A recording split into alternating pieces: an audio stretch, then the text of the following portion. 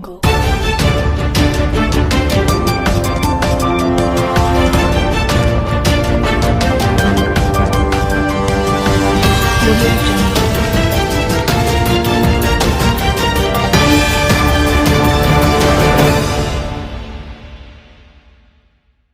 इस शाहीन बाग के जितने समर्थक है वहां तक आवाज पहुंचनी चाहिए। तो मित्रों, बटन दबाओ तब इतने गुस्से के साथ दबाना कि बटन यहाँ बाबतपुर में दबे, करंट शाहीन बाग के अंदर लगे। ये लोग आपके घरों में घुसेंगे, आपकी बहन बेटियों को उठाएंगे, उनको रेप करेंगे, उनको मारेंगे। इसलिए आज समय है। कल मोदी जी नहीं आएंगे बचाने, कल अमित शाह जी नहीं आएंगे बचाने।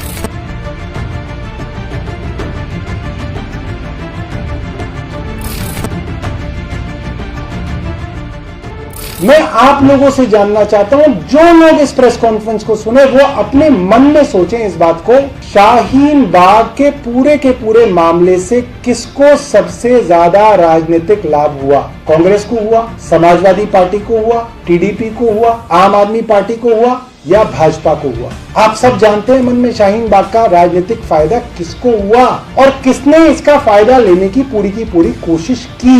दिल्ली का चुनाव बिजली पे लड़ा जाता था, पानी पे लड़ा जाता था, सड़क पे लड़ा जाता था, पोल्यूशन पे लड़ा जाता है, डेंगू पे लड़ा जाता है, एनसीडी की बातों पे लड़ा जाता है। मगर इस बार दिल्ली का चुनाव जो भाजपा ने लड़ा वो इन मामलों पे नहीं लड़ा। उन्होंने ये चुनाव लड़ा शाहीन बाग के ऊपर। और ये जो चुनाव की स्ट्रैटेजी होती है, ये कोई ऐसे ही नहीं कि कोई प्रवेश वर्मा नाम का आदमी इस स्ट्रैटेजी को बना ले या कोई अनुराग ठाकुर इसका फैसला कर लेगा।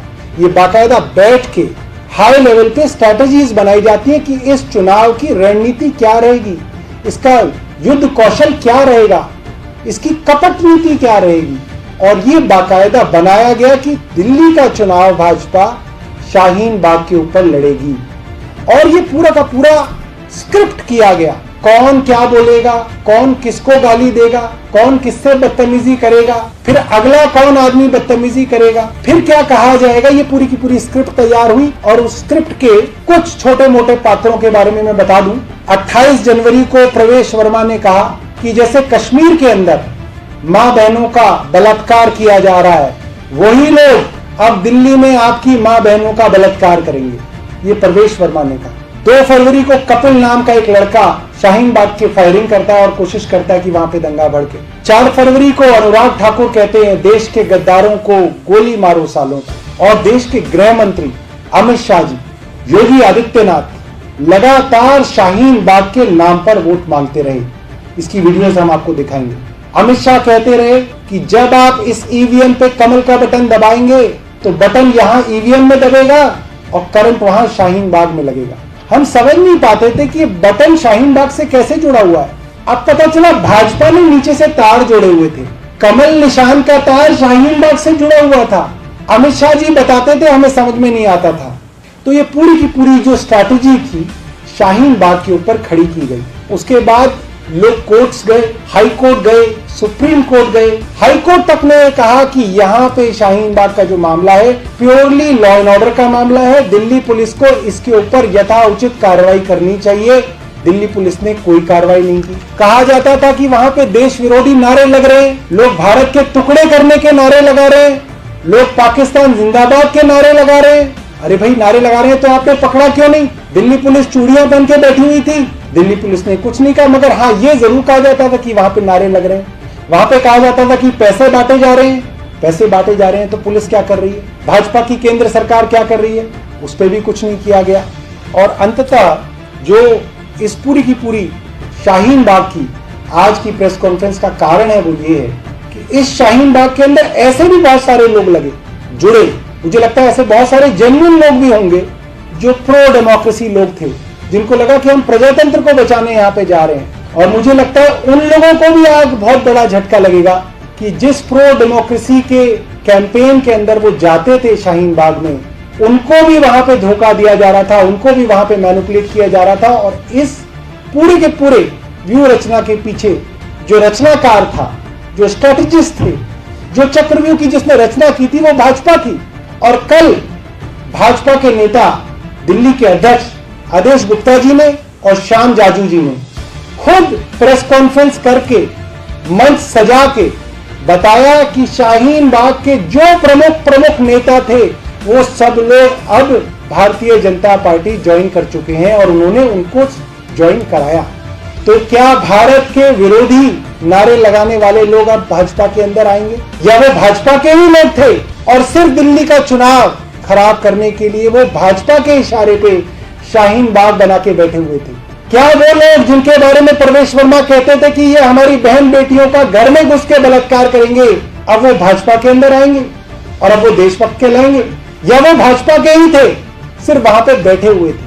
दोस्तों, हमने इस शाहीन बाग के प्रोटेस्ट को बहुत करीबी से देखा है और अक्सर ये बात सामने आती थी कि यहाँ पे अनजाने लोग आके दंगा भड़काने की कोशिश करते थे। अनजाने लोग आके कहते थे कि चलिए उस रोड को भी जाम कर दिया जाए, चलिए एक पूरी की पूरी एक रैली निकाली जाए, और कोई पुलिस इन्वेस्टिगेशन इसके ऊपर नहीं की गई कि ये लोग कौन थे। आज मैं उन सब भाजपा समर्थकों को बताना चाहता हूं कि जिन शाहीन बाग के लोगों को आप पानी पी पी के पूरे दिल्ली के चुनाव में गाली देते रहे, देश विरोधी कहते रहे, अपनी मां बहनों की रक्षा उन लोगों से करते रहे, वो आपके भाजपा के ही लोग थे जो आज खुल्लम खुल्ला आज भाजपा के अंदर ज्वाइन कर चुके हैं। अब मैं आपको कुछ वीडियोस दिखाना चाहूंगा जिससे थोड़ी सी यादें जो है हम सबकी ताजा हो जाएंगी। इस शाहीन बाग के जितने समर्थक है वहां तक आवाज पहुंचनी चाहिए। तो मित्रों, बटन दबाओ तब इतने गुस्से के साथ दबाना कि बटन यहाँ बाबतपुर में दबे, करंट शाहीन बाग के अंदर लगे। ये लोग आपके घरों में घुसेंगे, आपकी बहन बेटियों को उठाएंगे, उनको रेप करेंगे, उनको मारेंगे। इसलिए आज समय है, कल मोदी जी नहीं आएंगे बचाने, कल अमित शाह जी नहीं आएंगे बचाने। दोस्तों, आपने देखा कि दिल्ली के चुनाव से पहले शाहीन बाग का प्रोटेस्ट एक ऐसा प्रोटेस्ट था जिससे पूरे देश को खतरा था। ऐसा लग रहा था कि अगर दिल्ली के अंदर भाजपा ना जीती तो पूरे देश के अंदर शाहीन बाग वाले प्रोटेस्ट किए जाएंगे, और अगर भाजपा जीती तभी ये शाहीन बाग का प्रोटेस्ट खत्म किया जाएगा। और वो भाजपा के द्वारा प्रायोजित लोग बार बार कहते थे कि जब तक सीए का कानून वापस नहीं लिया जाएगा तब तक हम शाहीन बाग से नहीं उठेंगे। भाजपा बुरी तरह चुनाव हारी। कुछ सीटें जो भाजपा जीती नॉर्थ ईस्ट दिल्ली के अंदर, वो भी सिर्फ वो राज्य जगह हैं, वो भी वो क्षेत्र हैं जहां पे शाहीन बाग और उसकी तरीके के प्रोटेस्ट की वजह से उन्होंने हिंदुओं और मुस्लिमों के बीच में बड़ी खाई पैदा की। एक दूसरे के खिलाफ दोनों संप्रदायों को भड़काने में कामयाब रहे। सिर्फ उन जगहों पर उनकी 4 सीटें आई। दिल्ली के अंदर शाहीन बाग के ऊपर चढ़ के भाजपा 18% से बढ़कर 38% तक जरूर पहुंची। ये बात भाजपा के नेता कहते हैं प्राइवेट में कि हमारा 18% वोट शेयर था जो हमारे अपने छोटे छोटे ओपिनियन सर्वेज में आ रहा था, और उसको शाहीन बाग के ऊपर खड़ा करके हमने 38% तक पहुंचाया। मगर शाहीन बाग जब दिल्ली के अंदर भाजपा हार गई तो शाहीन बाग के कारण दिल्ली के अंदर दंगे किए गए।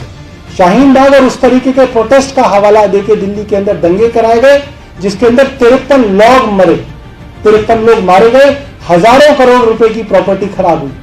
और 24 मार्च को सीए वापस नहीं हुआ, भाजपा चुनाव नहीं जीती और वो प्रोटेस्ट अपने आप खत्म हो गया, वो अपने आप न्यूट्रलाइज हो गया। सीए वापस नहीं आया, भाजपा चुनाव नहीं जीती, क्योंकि भाजपा का जो पूरा का पूरा एजेंडा था जो उस शाहीन बाग से उनको चाहिए था वो उन्होंने जब तक उन्हें मिला उन्होंने उसको रखा, और जब उनको मिलना खत्म हुआ तो वो वापस अब बीजेपी के अंदर ज्वाइन कर दी। दोस्तों, आपने देखा कि दिल्ली के चुनाव से पहले शाहीन बाग का प्रोटेस्ट एक ऐसा प्रोटेस्ट था जिससे पूरे देश को खतरा था। ऐसा लग रहा था कि अगर दिल्ली के अंदर भाजपा ना जीती तो पूरे देश के अंदर शाहीन बाग वाले प्रोटेस्ट किए जाएंगे, और अगर भाजपा जीती तभी ये शाहीन बाग का प्रोटेस्ट खत्म किया जाएगा। और वो भाजपा के द्वारा प्रायोजित लोग बार बार कहते थे कि जब तक सीए का कानून वापस नहीं लिया जाएगा तब तक हम शाहीन बाग से नहीं उठेंगे। भाजपा बुरी तरह चुनाव हारी। कुछ सीटें जो भाजपा जीती नॉर्थ ईस्ट दिल्ली के अंदर, वो भी सिर्फ वो राज्य जगह हैं, वो भी वो क्षेत्र हैं जहां पे शाहीन बाग और उसकी तरीके के प्रोटेस्ट की वजह से उन्होंने हिंदुओं और मुस्लिमों के बीच में बड़ी खाई पैदा की। एक दूसरे के खिलाफ दोनों संप्रदायों को भड़काने में कामयाब रहे। सिर्फ उन जगहों पर उनकी 4 सीटें आई। दिल्ली के अंदर शाहीन बाग के ऊपर चढ़ के भाजपा 18% से बढ़कर 38% तक जरूर पहुंची। ये बात भाजपा के नेता कहते हैं प्राइवेट में कि हमारा 18% वोट शेयर था जो हमारे अपने छोटे छोटे ओपिनियन सर्वेज में आ रहा था, और उसको शाहीन बाग के ऊपर खड़ा करके हमने 38% तक पहुंचाया। मगर शाहीन बाग जब दिल्ली के अंदर भाजपा हार गई तो शाहीन बाग के कारण दिल्ली के अंदर दंगे किए गए। शाहीन बाग और उस तरीके के प्रोटेस्ट का हवाला देके दिल्ली के अंदर दंगे कराए गए, जिसके अंदर 53 लोग मरे, 53 लोग मारे गए, हजारों करोड़ रुपए की प्रॉपर्टी खराब हुई। और 24 मार्च को सीएए वापस नहीं हुआ, भाजपा चुनाव नहीं जीती और वो प्रोटेस्ट अपने आप खत्म हो गए, वो अपने आप न्यूट्रलाइज हो गया। सीएए वापस नहीं आया, भाजपा चुनाव नहीं जीती, क्योंकि भाजपा का जो पूरा का पूरा एजेंडा था, जो उस शाहीन बाग से उनको चाहिए था, वो उन्होंने जब तक उन्हें मिला उन्होंने उसको रखा, और जब उनको मिलना खत्म हुआ तो वो वापस अब बीजेपी के अंदर ज्वाइन कर दी।